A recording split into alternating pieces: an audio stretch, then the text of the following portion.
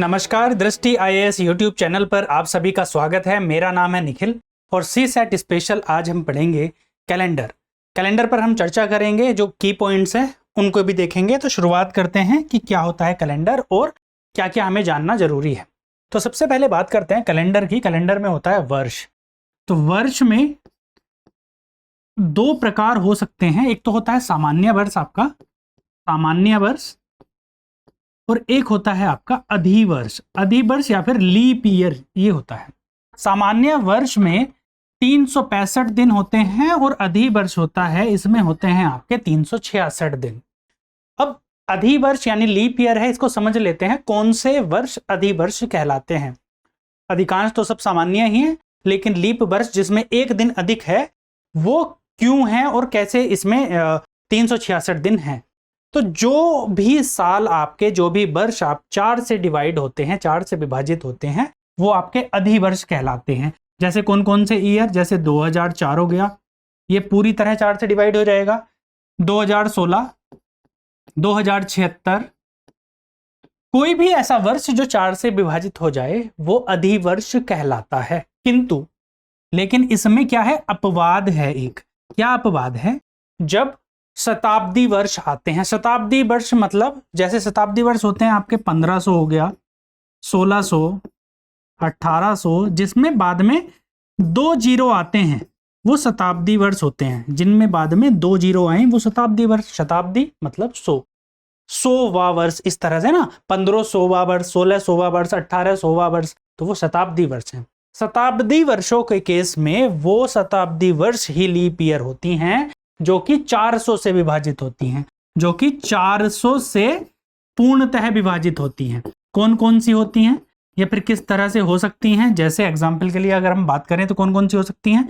400वां साल जो होगा, 800वां साल जो रहा होगा, 1200 जो रहा होगा, इसी तरह से 1600, इसके बाद में 2000वां साल। अब आने वाले सालों में से 2400वां जो साल है शताब्दी वर्षों में से, ये सारे के सारे लीप ईयर होंगे, अधिवर्ष होंगे। इनमें एक दिन अधिक होगा और वो कौन से माह में अधिक होगा? फरवरी में। फरवरी में कितने दिन होंगे? 29। सामान्य वर्षों में जो फरवरी में दिनों की संख्या है वो 28 है, 28 है, और अधिवर्ष में फरवरी के दिनों की संख्या क्या है? 29 है। तो अधिवर्ष क्लियर हुआ होगा कौन से अधिवर्ष होते हैं, कौन से नहीं होते। तो ये इंपॉर्टेंट है। अब अधिवर्ष की हमने बात की, इसके बाद में हम बात करते हैं जो 365 दिन होते हैं सामान्य वर्ष के, ये किस तरह से विभाजित हैं? 52 सप्ताह, 52 वीक्स, सप्ताह प्लस एक दिन, ये 365 दिन ऐसे आते हैं। 52 सप्ताह, सप्ताह में 7 दिन, सोमवार से लेके रविवार तक, सोमवार, मंगलवार, बुधवार, बृहस्पतिवार, शुक्रवार, शनिवार और रविवार, ये 52 सप्ताह प्लस एक दिन। 366 दिन किस तरह से डिवाइड हैं? 52 सप्ताह तो यहां पर भी हैं, 52 सप्ताह, और यहां पर प्लस 2 दिन है, एक की जगह 2 हैं, क्योंकि यहां पर एक दिन एक्स्ट्रा है, सप्ताह से बच जाते हैं, सप्ताह के साइकिल से ये बच जाते हैं। अब ये देखो इंपॉर्टेंट चीज इसमें एक निकल के आएगी, ये जो एक अतिरिक्त दिन है, अतिरिक्त दिन। 52 सप्ताह, सप्ताह में तो सारे आ गए जितने भी थे, सोमवार से लेके रविवार तक के सारे वीक, सब सारे डेज आपके सप्ताह में समाहित हो गए। लेकिन सप्ताह से बाहर अगर कुछ बच गया, मैं अगर बात करूं 10 तारीख में, 10 तारीख है और ये जो महीना है उसकी 10 तारीख तक आपको जाना है, तो किससे जाना है? सोमवार से शुरू करते हुए। तो आप कहोगे मंडे आएगा, फिर Tuesday, Wednesday, Thursday, Friday, Saturday, Sunday, इसके बाद में फिर से रिपीटेशन होना शुरू हो जाएगा, मंडे, ट्यूसडे और वेडनेसडे। ये तो पूरा का पूरा सप्ताह हो गया, 7 दिनों का सप्ताह हो गया, और ये 3 अतिरिक्त दिन बच गए, इसे सप्ताह नहीं कह सकते आप। तो ये क्या है? अतिरिक्त दिन है, और इन्हीं अतिरिक्त दिनों को आप कहते हैं विषम दिन। आप क्या कहते हैं इनको? विषम दिन। इंपॉर्टेंट टर्म है। अतिरिक्त दिन भी कहना चाहें आप कह सकते हैं, विषम दिन कहना चाहें वो भी कह सकते हैं। यहां पर कितने अतिरिक्त दिन हैं? 2, यहां पर 2 विषम दिन है यहां पर। तो ये इससे एक बात क्लियर हुई, जो सामान्य वर्ष होता है उसमें एक ही विषम दिन होता है और अधिवर्ष होता है उसमें 2 विषम दिन होते हैं। अब विषम दिन का योगदान क्या है, इनका क्या यूज है वो देखते हैं। अगर हम किसी वर्ष की बात करें, कोई वर्ष अगर 1 जनवरी किसी वर्ष में सोमवार की है, मान लीजिएगा मंडे की है, 1 जनवरी का सोमवार है, तब अगले वर्ष प्लस अगर एक वर्ष कर दें उसमें, तब क्या होगा, 1 जनवरी के दिन सोमवार नहीं रहेगा, तब क्या हो जाएगा, मंगलवार हो जाएगा। अगर जो वर्ष आपने ऐड किया है वो सामान्य वर्ष है। जैसे एग्जाम्पल के लिए बात करें, समझते हैं इसे एग्जाम्पल से।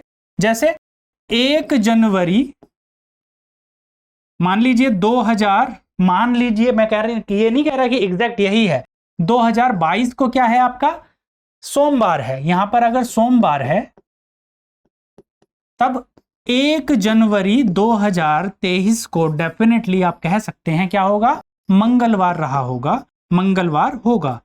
अगर सोमवार है तो मतलब एक दिन बढ़ जाएगा, अगर मंगल होगा तो बुध हो जाएगा। क्यों? क्योंकि 22 से 23 इसके बीच में कहीं भी अधिवर्ष नहीं आ रहा है। अधिवर्ष क्या होते हैं, जो 4 से विभाजित होते हैं, नहीं आ रहा है ना। 4 से ना तो 2022 विभाजित होता है ना 2023। और अधिवर्ष का प्रभाव केवल तब पड़ता है जब आपकी 29 फरवरी उस प्रोसेस में इंक्लूड हो रही हो। पर फर्क तो किससे पड़ेगा, फरवरी से ही पड़ेगा ना। और फरवरी में भी 29 फरवरी अगर बीच में आ रही है तभी फर्क पड़ेगा, एक दिन एक्स्ट्रा तभी होगा। ये किस केस में था, अगर आपने जो एक वर्ष जोड़ा है वो सामान्य वर्ष जोड़ा है। किंतु अगर सामान्य वर्ष ना जोड़ा हो, सामान्य की जगह आपने क्या जोड़ा हो, सामान्य ना जोड़ के आपने जोड़ा हो अधिवर्ष,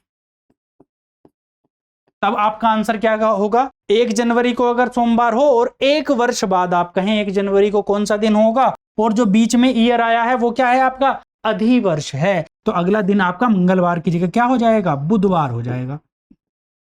क्या हो जाएगा, बुधवार। सोमवार से क्या हो गया, बुधवार हो गया, मतलब 2 दिन ऐड हो गए। सोमवार के बाद में मंगल, एक दिन ऐड, एक दिन और बुधवार, यहां पर क्या हो जाएगा, बुधवार, अगर अधिवर्ष है। एग्जाम्पल से समझते हैं इसको भी। जैसे 1 जनवरी मान लीजिए 1 जनवरी 2024 को क्या है आपका, सोमवार है, सपोज करिएगा। तो 1 जनवरी 2025 को क्या होगा, एक साल बढ़ा। क्या, कौन सा बढ़ा आपका, कौन सा ईयर बढ़ा, अधिवर्ष बढ़ा। तो मंगलवार नहीं होगा, अब क्या हो जाएगा इसकी जगह, बुधवार। समझ में आया होगा हमने क्यों किया है ऐसा।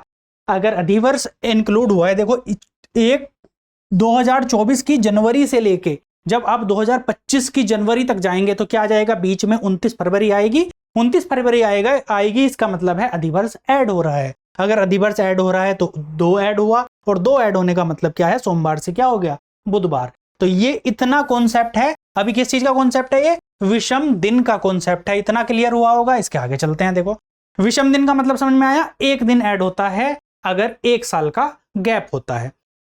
अधिवर्ष, अगर 1 साल का गैप पे अधिवर्ष है तो 2 दिन ऐड हो जाएंगे उसी प्रोसेस में। अब ये हमने बात की थी 1 वर्ष की, अगर बात कर रहे थे तब 1 विषम दिन था। लेकिन मैं 1 वर्ष की जगह अगर 100 वर्षों की बात करूं, हम बात करें अगर 100 वर्षों की, तो 100 वर्ष में कितने विषम दिन होंगे, निकालना क्या है, विषम दिन निकालने हैं, अतिरिक्त दिन निकालने हैं। आप कहोगे जी 100 वर्ष में 100 तो विषम दिन होंगे ही, प्लस 100 क्यों होंगे, सब में एक एक तो सभी में है ना, इसमें भी एक है, इसमें भी एक तो है ही, लेकिन इसमें एक एक्स्ट्रा है, अधिवर्ष में एक एक्स्ट्रा है। तो इन 100 वर्षों में आप क्या देखोगे, अधिवर्ष कितने हैं, लीप ईयर कितने हैं। अब जो 100 वर्ष हैं इसमें कितने लीप ईयर हो गए, 100 को भाग करो 4 से, 4 से भाग किया तो क्या आया 25। लेकिन 25 होंगे नहीं, क्यों नहीं होंगे, क्योंकि 25 तो उसमें होंगे ना जिसमें 100वां साल जो होगा, जो 100वां वर्ष है वो अधिवर्ष हो। लेकिन इसमें 100वां साल अधिवर्ष नहीं है। अधिवर्ष क्यों नहीं है, क्योंकि 100 किससे विभाजित नहीं होता है, 400 से। जो शताब्दी वर्ष है उसमें, जो शताब्दी वर्ष हैं उसमें जो 400 से विभाजित होते हैं वो अधिवर्ष होते हैं। लेकिन जो 100वां साल है, 100 साल है, उसमें 100वां साल थोड़ी ना विभाजित होता है। इसलिए संख्या क्या हो जाएगी, 24। इसकी संख्या है ये, अधिवर्षों की संख्या। अगर 24 अधिवर्षों की संख्या है तो आप क्या करेंगे, इसमें 24 को ऐड कर देंगे। 100 और 24 जोड़ा कितना हुआ, 124।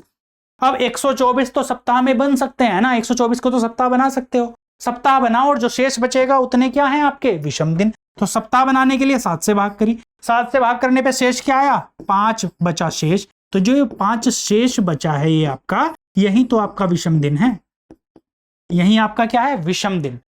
तो ये कह सकते हैं जो 100 वर्ष होते हैं उसमें 5 विषम दिन होते हैं। तो अब मैं इसको अलग से लिख देता हूं कि 100 वर्ष में कितने विषम दिन हैं, 100 वर्ष में हैं आपके 5 विषम दिन, 5 विषम दिन। अगर बात करें 200 वर्ष की, तब इसमें कितने हो जाएंगे? देखो 100 वर्ष में 5, फिर अगले 100 वर्ष में फिर से 5, 5 5 क्या हो गया 10, और 10 को तो सप्ताह बना सकते हैं 7 से भाग करके, तो शेष कितना बचेगा आपका 3। ये क्या बचेगा आपका? शेष बचेगा। अगर शेष 3 बचा है, जो भी शेष बचेगा 7 से विभाजित करने पे जो भी शेष बचेगा वो आपका क्या है? विषम दिनों की संख्या है। तो कितने हैं? 3 विषम दिन हैं 200 वर्षों में। ऐसे ही अगर बात करूं मैं 300 वर्षों की, तो 300 वर्षों में विषम दिन कितने हो जाएंगे? +5 ऐड करेंगे, +5 ऐड करेंगे, 7 से डिवाइड करेंगे 5 या 15, और 7 से डिवाइड करेंगे तो शेष क्या बचेगा? 1। तो 1 विषम दिन। और अब अगर मैं बात करूं 400 वर्षों की, कि 400 वर्षों में कितने विषम दिन होंगे, तो कितने विषम दिन होंगे 400 वर्षों में? 5 + 5, 100वें साल, पहले 100 साल, फिर दूसरे 100 साल, फिर तीसरे 100 साल, प्लस चौथे 100 साल में होंगे आपके 6 विषम दिन। क्यों होंगे 6 विषम दिन? ये देख लेते हैं कि चौथे साल में जो आपका 400वां साल है उसमें 6 विषम दिन क्यों होंगे। देखो 6 इसलिए होंगे क्योंकि इसमें एक अधिवर्ष बढ़ गया है। एक अधिवर्ष बढ़ गया तो एक अतिरिक्त दिन भी बढ़ा। अधिवर्ष कौन सा बढ़ा? 400वां साल। जो 400वां साल है वो क्या है? लीप ईयर है। लीप ईयर बढ़ गया तो एक दिन भी बढ़ गया, जो विषम दिनों का एक दिन भी बढ़ गया। डिवाइड बाई क्या करेंगे? 7, यानी इसको भी सप्ताह में बदलेंगे। सप्ताह में बदलेंगे तो क्या जाएगा? 6 5 11, 11 5 16 और 5 21, 21/7 तो पूरा पूरा कट जाता है। शेष क्या बचता है आपका? 0। तो आप कहोगे जी 400 साल में 0 विषम दिन होते हैं। कितने होते हैं? 0 विषम दिन। अब जो हमने ये निकाला है इससे क्या पता चलता है हमें कि हर 400 साल के बाद में कैलेंडर रिपीट होता रहता है। हर 400 साल के बाद में, अगर 400 साल का कैलेंडर आपके पास में है तो आप कितने भी वर्षों का कैलेंडर उसी से बना सकते हैं, उसी को चला सकते हैं। पहले 400 साल के लिए ये कैलेंडर रहेगा, फिर अगले 400 साल के लिए यही वैलिड हो जाएगा, फिर उसके अगले 400 साल के लिए यही कैलेंडर वैलिड हो जाएगा, सेम रहेगा। क्योंकि यहां पर कितने विषम दिन आ गए? 0 विषम दिन। 0 विषम दिन का मतलब है वो साइकिल रिपीट हो गया। जब भी आपको लगे कि 0 विषम दिन है, मतलब साइकिल आपका क्या है, जो चक्र है वो रिपीट हो गया। और चक्र कब रिपीट हुआ है? 400 सालों में जाके जो चक्र है कैलेंडर का वो रिपीट हुआ है। अगर हम शताब्दियों की बात करें तो हर 400 साल में कैलेंडर क्या हो जाएगा? रिपीट। तो आप ये कह सकते हैं जैसे 400 साल में 0 विषम दिन है, उसी प्रकार से 800 वर्षों में भी 0 विषम दिन होंगे, क्योंकि रिपीट होगा ना। 400 दूनी 800। 1200 में भी कितने होंगे आपके? 0 विषम दिन होंगे। 1200 के बाद में 1600 में भी 0 विषम दिन होंगे। 1600 के बाद में 2000 में भी क्या होंगे? 0 विषम दिन होंगे। समझ में आया? क्योंकि ये साइकिल चल रहा है, चक्र चल रहा है। मतलब 2000वां साल जो होगा तब तक जो कैलेंडर है, जब 21वीं सदी शुरू हुई है ना, तो 21वीं सदी में जो 1 तारीख रही होगी, 1 जनवरी जो रही होगी 2000 के बाद में, तो वो सेम ऐसी होगी जो पहले कैलेंडर में, चाहे 800 के बाद शुरू हुई हो उस वाली तारीख के भी जैसी होगी, और जो 1200 के बाद शुरू हुई होगी उसके तारीख के भी जैसी रहेगी। ये क्लियर हुआ? ये इंपॉर्टेंट है, इसको चाहे याद कर लो, यहाँ पर समझा है तो बहुत अच्छे से इसको समझ लो। इनके बेस पे काफी क्वेश्चंस पूछे जाते हैं और क्वेश्चंस होते हैं इनके बेस पे, तो इसलिए ये समझना जरूरी है कि 100 वर्षों में 5 विषम दिन है, 200 में 3 है, 300 में 1 है और 400 वर्षों में 0 विषम दिन है। आगे चलते हैं। इसके बाद में हम क्या देख लेते हैं। हमने ये बात करी है अभी किसकी? वर्ष की बात करी है। वर्ष के बाद हम बात करते हैं माह की, महीनों की बात करते हैं। महीनों की बात करें तो जनवरी, फरवरी, मार्च, अप्रैल, मई, जून, जुलाई, अगस्त, सितंबर, अक्टूबर, नवंबर एंड दिसंबर। ये मैंने महीनों के नाम लिखे हैं। इनिशियल्स लिख लिए, अभी सिर्फ इंग्लिश इनिशियल्स लिखे हैं, तो आप समझ तो जाएंगे ही। आगे देखते हैं इनमें दिनों की संख्या कितनी होती है। जनवरी में कितनी होती है? 31। फरवरी में कितनी होती है? या तो फिर 28, अगर अधिवर्ष है तब 29 होती है। मार्च में 31। अप्रैल में कितनी होती है? अप्रैल में 30, मई में 31, जून में 30, जुलाई में 31, अगस्त में कितनी होती है? 31 होती है। ध्यान रखना, जुलाई और अगस्त ऐसे क्रमागत महीने हैं जिनमें जो आपके 31 दिन होते हैं। अगस्त के बाद में सितंबर में 30, अक्टूबर में 31, नवंबर में 30 और दिसंबर में कितने? 31। अगर मैं इनमें आपके क्या निकालता हूं? विषम दिन निकालता हूं। विषम दिन मेरे को निकालने बोला जाए कि इनमें आप विषम दिन बताओ, तो आप क्या कहोगे जी? इसमें तो 3 है, क्योंकि 28 तक तो पूरे सप्ताह बन गए। 7 चौक 28 पूरे सप्ताह बन गए। बचे कितने? 3। तो 3 विषम दिन आए। इसके बाद में फरवरी में कितने आएंगे? या तो 0 होंगे या फिर 1 अधिवर्ष है तो 1 होगा, क्योंकि 1 शेष बच जाएगा। अदरवाइज कितने होंगे? 0 होंगे। मार्च में कितने रहेंगे? 3। अप्रैल में कितने रहेंगे? 0। इसी हिसाब से चलते जाएंगे, देखेंगे हमारा जो आपके जिसमें भी 30 दिन हैं उसमें आएंगे 3 आपके, जिसमें 30 है उसमें आएंगे 2 विषम दिन, और जिसमें 31 है उसमें आएंगे आपके 3 विषम दिन। ठीक है, तो आपको 4 महीने ऐसे मिलेंगे जिसमें 2 2 2 और 2 विषम दिन है। 4 महीने आपको ऐसे मिलेंगे जिसमें कि 2 विषम दिन है। ठीक है, और बाकी के जो महीने होंगे 7 महीने, उसमें 3 विषम दिन होंगे, और 1 महीना ऐसा होगा या जो फरवरी का है या तो 0 या फिर 1 विषम दिन होगा। अब जितना अभी तक हमने पढ़ा है इसके बेस पर ही क्वेश्चन पूछे जाते हैं, पर थोड़ा सा उसमें ट्रिक है, थोड़ा समझने की चीज है कि कैसे उसको समझना है और कैसे हमको निकालना है। अब हमने ये किसकी बात करी, मंथ की बात करी। मंथ के बाद में हम बात करते हैं सप्ताह के दिनों की। Monday, Tuesday, Wednesday, Thursday, Friday, Saturday और संडे 7 दिन होते हैं। मंडे पहला दिन है सप्ताह का, मतलब अगर पहली तारीख को कोई दिन रहा होगा सबसे शुरू में जब कैलेंडर की शुरुआत हुई, और हम जिस कैलेंडर को पढ़ रहे हैं ग्रीगेरियन कैलेंडर को हम पढ़ रहे हैं, इसी पर क्वेश्चन पूछे जाते हैं। तो इसकी मतलब जनवरी, जहां पर जनवरी से शुरू होता है साल और दिसंबर में जहां पर खत्म होता है, तो इस कैलेंडर में मंडे को पहला दिन, ट्यूसडे को दूसरा, तीसरा, चौथा, पांचवा, छठा और सातवां। और हम अगर इसमें विषम दिनों की बात करें, इन दिनों में भी विषम दिनों की बात करें, तो यहां तक तो कोई विषम दिन नहीं आएगा, और जो 7 है पूरी तरह विभाजित हो जाएगा, तो इसमें कितने विषम दिन आएंगे, 0। तो मतलब संडे के लिए जो कोड होगा आपका, अगर कोड की बात करें तो वो 0 होगा। ठीक है, 7 होगा, 7 भी हो जाएगा, लेकिन 7 को हम, क्योंकि 7 से डिवाइड ही करना रहेगा सब जगह, हमें भाग ही करना रहेगा, तो इसलिए इसका कोड क्या हो जाएगा, 0। अब मैं कह रहा हूं कि कोड ये हो जाएगा और 7 से विभाजित करना रहेगा, क्यों करना रहेगा वो हम समझेंगे क्वेश्चंस में। तो चलिए क्वेश्चन पर चलते हैं, सॉल्व करते हैं क्वेश्चंस को। पहले प्रश्न पर चलते हैं, क्या है प्रश्न देखते हैं। आज शुक्रवार है, 86 दिनों के बाद में कौन सा दिन होगा। आज शुक्रवार है, और शुक्रवार के लिए क्या कोड था, शुक्रवार के लिए कोड क्या था, अभी देखो हमने देखा था फ्राइडे के लिए कोड क्या है, 5 है।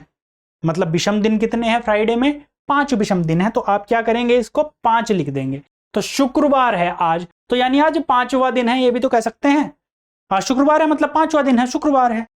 86 दिनों के बाद 86 और जोड़ दो इसमें, 5 + 86, यानी जो 91वां दिन है, 91वां दिन है, वो कौन सा होगा, ये पूछा है आपसे। अब तो सिंपल हो गया, शुक्रवार है आज यानी 5वां दिन है।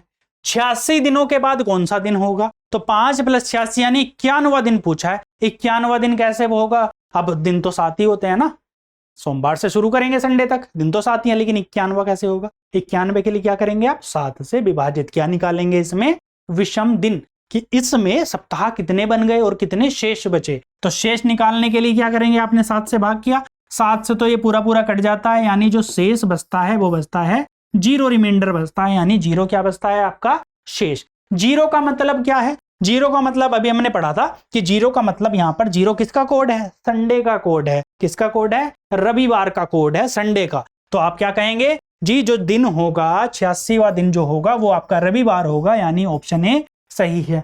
क्लियर हुआ होगा कि कोड क्या है, जो हमने बात कर रहे थे अभी, टर्म की बात कर रहे थे, वो तो क्लियर हुआ होगा। अगले प्रश्न पर चलते हैं, ऐसे ही क्वेश्चन देखते हैं।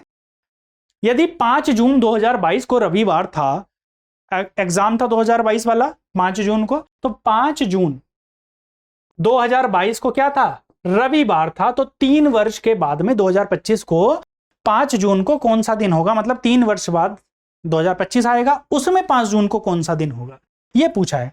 तो 5 जून 2022 का तो आपको पता है ना। अब 5 जून के बाद में अगर 2023 की बात करें, तो 5 जून 2023 को कौन सा दिन होगा, 2023 को कौन सा दिन होगा ये बताइएगा।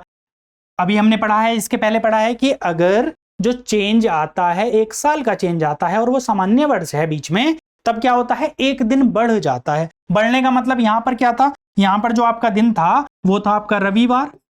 अगर रविवार था तो 1 दिन बढ़ जाएगा, 1 दिन बढ़ने पे क्या हुआ, यहां पर क्या आ जाएगा, सोमवार, सोमवार आ जाएगा। ये कब है, 2023 तक। अब 2023 से कहां जाएंगे, 2023 से जाएंगे 2024 पे, 2024 पे जाएंगे 5 ही जून के दिन, तब क्या होगा, 2023 से 2024, 1 जनवरी 5 जून 2023 से 5 जून 2024 तक क्या आ जाएगा, अधिवर्ष बीच में आएगा। जो फरवरी है 2024 की वो तो बीच में आ जाएगी ना, मतलब अधिवर्ष बीच में आया। जब बीच में अधिवर्ष आ जाता है तब कितना ऐड करते हैं आप, 2। जो दिन है वो दिनों की संख्या क्या हो जाती है, जो आपका वार है वो 2 दिन आगे पहुंच जाता है। अभी सोमवार था तो कितना हो जाएगा, सोमवार से बढ़कर क्या हो जाएगा, 2 ऐड करो सोमवार में, कितना हो जाएगा, बुधवार। ये क्या हो जाएगा, बुधवार। अब 2024 की तो बात करनी नहीं, आपको किसकी बात करनी है, 2025 की। तो 2024 से 2025 तक गए। जब 2025 तक जाएंगे 5 जून 2025 को, तो क्या होगा, एक दिन फिर से बढ़ जाएगा। क्यों बढ़ेगा, अभी बात कर रहे थे क्योंकि सामान्य वर्ष है, बीच में क्या है 2024 तो हालांकि अधिवर्ष है, लेकिन बीच में फरवरी थोड़ी ना आई है। 5 जून से लेके 2025 की जो 5 जून है उसके बीच में 29 दिनों की फरवरी तो नहीं आई है ना, तो इसलिए एक वर्ष पड़ेगा। बुधवार से क्या हो जाएगा, गुरुवार आपका हो जाएगा आंसर। ये आपका आंसर हो गया कि आप बता देंगे 2-3 वर्ष बाद यानी 2025 को 5 जून के दिन क्या होगा, गुरुवार होगा। ये आपका आंसर है ऑप्शन ए। इस पैटर्न पर बहुत से क्वेश्चन पूछे जाते हैं। पिछले इस बार भी क्वेश्चन 2022 में भी क्वेश्चन पूछा गया था, 2021 में भी इस पर क्वेश्चन पूछा गया था। बहुत टफ नहीं है, सिंपल है, बस थोड़ा थोड़ा समझेंगे तो बड़ी आराम से होगा। अगले प्रश्न पर चलते हैं। 12 फरवरी 1996 को बुधवार है, तो 5 जनवरी 1997 का दिन क्या होगा। 12 फरवरी 1996 फेब 1996 का बता रखा है उसने, क्या है कि बुधवार है। आपसे पूछा क्या है, 5 जनवरी 1997, तो इससे लेके पहले क्या निकालेंगे आप, 12 तारीख तक का ही निकालेंगे अगले वर्ष का। 1997 फरवरी, ये तो आप निकाल देंगे ना। 1996 से लेके 1997 तक क्या होगा, देखो 1996 क्या है, लीप वर्ष है, यानी 4 से विभाजित होता है तो लीप वर्ष हुआ। जब लीप वर्ष ऐड हुआ, फरवरी आई ना इसमें 29 दिनों की, बीच में आ रही है 12 फरवरी के बाद ही 29 आएगा, तो बीच में फरवरी आ रही है 29 दिनों की, तो क्या होगा, 2 दिन ऐड हो जाएंगे। 2 दिन ऐड होंगे तो क्या होगा, बुधवार प्लस 2 दिन, बृहस्पतिवार प्लस एक और ऐड करके क्या हो जाएगा, शुक्रवार हो जाएगा। कब, 12 फरवरी 1997 को क्या हो जाएगा, शुक्रवार। लेकिन आपको बताना क्या है, 5 जनवरी को बताना है, आपको बताना है 5 जैन 1997 का। अब ये कैसे बताएं, आपको इतना तो पता है 12 फरवरी 1997 को क्या है कि ये इस दिन तो शुक्रवार है, आपको बताना है 5 जनवरी का। अरे इनके बीच का गैप देख लो ना, जितना गैप है उतना ही कम कर देंगे। कितना गैप है, 5 जनवरी से अगर हम आगे बढ़े तो 5 के बाद में 26 दिन और जनवरी के रह गए। 5 जनवरी से अगर 12 फरवरी तक जाएंगे तो कैसे जाएंगे, 5 जनवरी के बाद में 26 दिन, 31 दिन होता है जनवरी में, तो 26 दिन तो जनवरी के और रह गए, तो 26 लिखा, प्लस 12 दिन फरवरी के भी हो गए, 12 फरवरी हो गई ना, तो 12 दिन फरवरी के भी हो गए, तो 26-12 यानी कि 38 दिनों का गैप है इन दोनों के बीच में। 38 दिनों का गैप का मतलब 7 दिन बाद तो सप्ताह बन ही जाना है, तो सप्ताह में इसे कन्वर्ट करो और क्या निकालो, विषम दिन। 7 से डिवाइड करेंगे तो कितना आ जाएगा, 7 से डिवाइड करने पर 7 पंजे 35 यानी कि 3 शेष। 3 शेष का मतलब क्या है, देखो कम हो रहे हैं, 12 फरवरी बाद में आता है, 5 जनवरी पहले आ गया। 3 शेष का मतलब क्या है, शुक्रवार से 3 दिन कम, क्योंकि उल्टा चल रहे हैं हम, 12 फरवरी से जनवरी पे जा रहे हैं, उसी वर्ष की उल्टा आ रहे हैं, तो 3 शेष का मतलब क्या हुआ, 3 दिन कम। शुक्रवार से पहले क्या आ जाएगा, शुक्रवार से पहले आएगा बृहस्पतिवार या फिर गुरुवार। बृहस्पतिवार, एक दिन कम हुआ, दूसरा दिन कम हुआ तो क्या आ जाएगा, बुधवार, और एक और दिन कम होगा तो क्या आ जाएगा, मंगलवार आ जाएगा। तो आप बता दोगे जी इससे एक दिन 3 दिन पहले कौन सा दिन था, मंगलवार था, या फिर जो आपका आंसर है वो भी क्या है, मंगलवार है। ऑप्शन बी सही आंसर है। ये जो दिया हुआ है वही आपको मानना है। जैसे 12 फरवरी 1996 को बुधवार दिया हुआ है तो यही आपको मानना है, जरूरी नहीं जो है वो मानना है, जो दिया है उसके बेस पे करना है, ठीक है। तो ये आपको क्लियर हुआ होगा ये कैसे हमने निकाला। 1 साल आगे बढ़ गए, उसके बाद में पीछे आ गए, जितने भी दिन आपको वापस आना था, कैसे, विषम दिनों की संख्या निकाल के। अगले प्रश्न पर चलते हैं, देखते हैं क्या प्रश्न है। 15 फरवरी 2020 ईस्वी को कौन सा दिन है, इंपॉर्टेंट है ये, बड़े आराम से समझना, थोड़ा सा टाइम टेकिंग है और हम इसको इत्मीनान से करेंगे, समझने का है तो वो समझिएगा क्या है। 2020 15 फरवरी को कौन सा दिन है, तो मैंने लिख दिया इसको 2020 क्या 15 फरवरी। अब देखो इसको हमने लिख लिया है, अब इसको तोड़ना है। अगर मैं कैलेंडर एक जो शुरू करें, हमने एक जो ईयर है वो 001 से शुरू करा हो, मतलब 1 जनवरी 1 से शुरू करा हो कैलेंडर, तो 2020 15 फरवरी तक पहुंचने के लिए क्या करना पड़ेगा हमें, 400 गुणा 5 साल, ये 2000 साल हो गए ना, 2000 साल में होगा। फिर उसके बाद में कितने साल बचे, प्लस 19 साल, 19 वर्ष। मैं इसको तोड़ रहा हूं, स्टार्टिंग से चल रहे हैं हम कि 400 गुणा 5 यानी कि 2000 साल। ये कितने साल की बात है, ये 2000 साल की। मतलब इसको अगर मैं तोड़ूंगा तो ऐसे ही तो तोड़ूंगा ना, 2000 साल प्लस 19 साल, 19 वर्ष, प्लस 1 जनवरी से लेकर के कहां तक का, 15 फरवरी का तक समय, फेब का समय। ऐसे मैंने इसको तोड़ लिया है पार्ट्स में कि हम यहां से शुरू किया और हम कहां तक पहुंच गए, जहां तक उसने डेट पूछी है वहां तक पहुंच गए। आगे और भी समझेंगे, अभी इस पर फोकस कीजिएगा कि 400 गुणा 5 प्लस 19 वर्ष। 19 क्यों है, क्योंकि 20वां साल तो 15 फरवरी पूरा थोड़ी ना हुआ है, अभी शुरू हुआ है, 15 फरवरी तक ही गए हैं। शुरू नहीं हुआ तो कितने पूरे हो गए, 19 वर्ष पूरे हो गए, इसलिए 19 प्लस जनवरी पूरी हो गई, प्लस 1 से लेके 15 फरवरी। ये मैंने इसको पार्ट्स में डिवाइड कर लिया। क्यों किया है वो समझेंगे। देखो अभी आपको पता है यहाँ पे हमें क्या निकालने हैं, अब निकालने हैं हमें विषम दिनों की संख्या। विषम दिनों के आधार पर ही हम बताते हैं कि कौन सा दिन है। अब विषम दिनों की संख्या अगर आपको निकालनी है, आपको पता है कि 400 वर्षों में कितने विषम दिन होते हैं, 0 विषम दिन होते हैं। सबसे पहले यही पढ़ लेते हैं ना हम थ्योरी में कि 400 वर्षों में 0 विषम दिन होते हैं, यानी कि पूरे के पूरे इस टेन्योर में, इस अवधि में, 2000 साल की अवधि में कितने विषम दिन होंगे, 0, प्लस 19 वर्ष 2001 से लेके 2019 तक कितने विषम दिन होंगे, 19, प्लस एक तो 19 के 19 तो होंगे ही, क्योंकि सामान्य वर्ष तो रहेंगे ही सारे के सारे, एक तो विषम दिन होगा। लेकिन इनके बीच में क्या आया होगा, क्या आया होगा साथ में, लीप वर्ष भी तो आया होगा। जैसे 2001 से 2019 तक अगर मैं बात करूं, इनके बीच में क्या आए होंगे, लीप वर्ष आए होंगे। कैसे निकालेंगे, 19 को डिवाइड कर दो 4 से, जितनी बार पूरी बार चला जाए, यानी 4 चौक 16। तो आप क्या लिखोगे यहाँ पे, +4। कौन कौन से 4 आए होंगे, देखो 2004 आया होगा, 2008 आया होगा, 2012 आया होगा और 2016 आया होगा। ये लीप वर्ष आए होंगे इन 19 सालों में। ठीक है, तो मैंने क्या लिखा, वर्ष लिख दिए 19 और 4 लीप वर्ष लिख दिए, ये किया।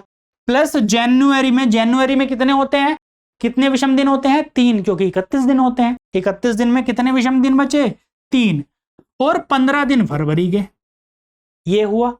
अब इसमें क्या करेंगे, इन सबको जोड़ो और क्या निकालो आप, विषम दिन निकालो। 19 और 4 23, 23 और 3 26, 26 5 31 और 10 41, यानी 41 क्या है, ये आपके विषम दिन।